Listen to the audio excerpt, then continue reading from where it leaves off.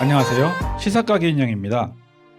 일본 구구 성향 매체인 문해춘추 시오르에 실린 기사입니다. 한국 정부 고위 관리들이 각오하고 고발, 문재인으로 인해 한국이 지구상에서 사라진다라는 제목입니다. 지금 한국의 보수파들이 위기감을 느끼고 있다면서 기사를 시작했습니다. 현직 한국 고위 관리가 위험을 감수하고 익명으로 일본 구구 매체에 고발한다는 것입니다. 혹시 여러분도 느껴지시나요? 한국이 지구상에서 사라진다라는 제목 말인데요. 한국에선 이런 식의 표현을 사용하진 않죠. 보수 쪽에서 폭망이다 어쩐다 표현은 있지만 이런 식의 비현실적인 표현은 쓰지 않습니다.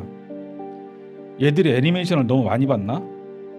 또 일본의 뇌피셜 가득한 희망사항 아닐까 하는 살짝 우려가 있네요.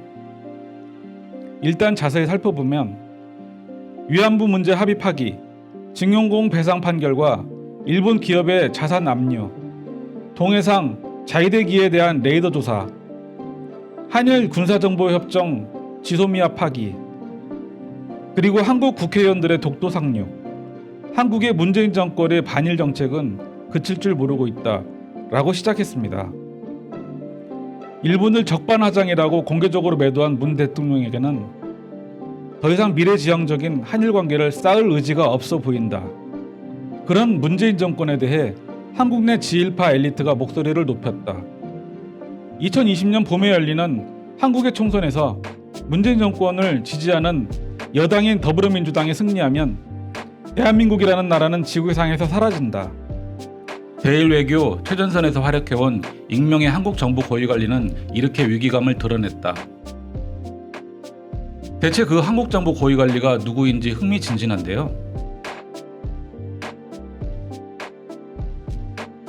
일본과 한국은 북한을 상대로 오랜 기간 협력관계를 유지해왔다. 특히 한국 대통령 직속 정보기관인 국정원은 일본 정보기관과도 정보를 공유하고 밀접한 교류를 했다. 그런데 문재인 정권은 일본에 대해 북한에 관한 일체의 정보를 제공해서는 안 된다는 명령을 내렸다고 한국 정보 고위 관리가 전하고 있다고 합니다. 친북을 표방하는 문재인 정권이 노리는 것은 북한과의 통일이다. 문재인 대통령이 생각하는 것은 선거를 이기고 헌법을 개정하는 것이라며 1기 5년의 대통령 임기를 2기 10년으로 바꾸려는 것이다. 그리고 임기 연장이 성사되면 북한과 통일 연방국가로 구체적으로 정책을 추진할 것이며 연방국가라고 들리겠지만 실질적으로 북한에 동화되고 말 것이다라고 한국 정부 고위 관리가 전했다고 하면서 2015년 위안부 합의에 서명한 윤병세 전 외교장관의 사진을 올렸습니다. 혹시 그 한국 정부 고위 관리가 윤병세? 사실 이 주장은 팩트가 아니죠. 문재인 정권 초기 개헌 움직임이 있었던 건 사실이나 2기 10년이 아니라 4년 중임제였을 뿐더러 우리나라 헌법 128조에 만약 대통령 중임제가 되더라도 현직에 있는 대통령은 그 대상이 될 수 없다고 규정하고 있습니다. 또한 통일 연방국가가 되면 북한에 동화될 것이라고 하는데 이미 한국의 GDP는 북한의 무려 43배에 이르며 인구도 2배에 이릅니다. 세계 최강의 미군이 주둔하고 있으며 세계 최고 수준의 지성을 가진 시민들이 버티고 있습니다.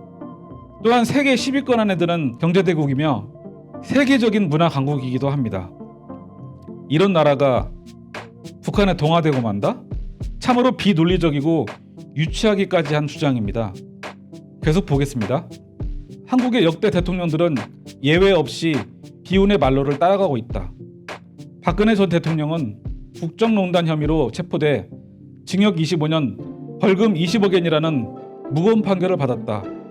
그렇다는 것은 문재인 정권은 본래 의미의 국정농단죄로 또는 반역죄로 체포돼 극형을 선고받기에까지 이를 것이다라고 전 국정원 멤버 중 그렇게 말한 사람도 많다고 한다. 갈수록 가관입니다. 하긴 문재인 정권이 욕을 많이 먹기는 했습니다.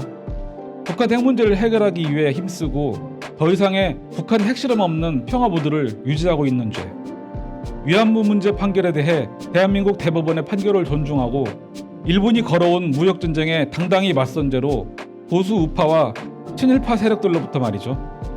물론 최근 조국 장관 문제와 검찰개혁 문제도 있습니다. 그런데 과연 이런 문제가 국정농단이나 반역죄에 어디에 해당될까요? 또 우리 정부 내 보수파들이 기대하는 속내는 바로 미군이 북한을 국지적으로 공격해주는 것이라고 한다. 만약 미군이 북한을 포격하면 서울도 포격당하고 국민의 희생이 얼마든지 나올 수 있다. 그러나 이대로 문재인 정권이 계속되면 국가 자체가 소멸해버린다. 이해해달라. 국민의 희생을 허용하거나 생명을 경시해 그런 생각을 품고 있는 것이 아니라는 것. 이것이 우리 측의 진심이다. 문재인 정권이 지속됨에 따라 이 나라가 소멸되어서는 안 된다 라고 말했다고 기사를 마무리했습니다. 익명의 한국정부 고위관리라는 사람의 말을 빌어서 말입니다. 일본은 정말 한국이 미치게도 싫은가 봅니다. 실제로 한국정부 고위관리가 이런 주장을 했더라도 조금만 냉정하고 이성적으로 상황 판단을 했다면 과연 이런 터무니없는 주장을 지면에 실을 수가 있을까요? 물론 혐한으로 먹고 사는 게 일본 언론의 생존 방식이라 이해는 한다 쳐도 그 허무맹랑함이 하늘을 찌르네요. 한 사람의 개인이나 유튜버도 아니고 이쯤 되면 불치병입니다. 이 기사를 접한 일본 네티즌들의 반응입니다. 세계는 언제 한국이 파멸의 순간을 맞이할까를 흥미진진하게 지켜보고 있습니다. 이우용 씨의 반일 종족주의를 읽으면 누구나 그렇게 생각합니다. 문재인 정권이 폭주하고 있죠. 이제 한국은 북한과 같은 적국, 언제 도발해도 이상하지 않은 위험한 나라는 동맹국으로서 관계는 즉시 파기해야 한다. 한국의 생존에 의미 있는 것인가? 세계이스 트러블메이커 민족이다. 소멸하는 것이 세계의 이익이 된다고 스스로 생각한 걸 거야. 일본의 지원이 없었다면 한국은 망했다. 일본은 악이라고 생각하고 있는 한국인이 가련하다. 북한에 흡수된 후 깨달아봤자 때는 이미 늦은 거야. 스스로 북폭을 하면 좋을 텐데 맨날 미국에만 의지하지 말라고. 만일 한국이 붕괴해도 절대로 한국인 난민을 받아들일 수 없다.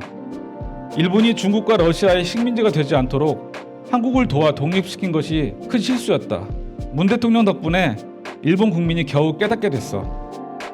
시사까기 인형이 오늘 준비한 내용은 여기까지입니다. 새롭고 재미있는 외신으로 다시 뵐게요. 오늘 영상이 좋았다면 구독과 좋아요 부탁드립니다. 알람 설정도 잊지 마시고요. 여러분 감사합니다. 안녕.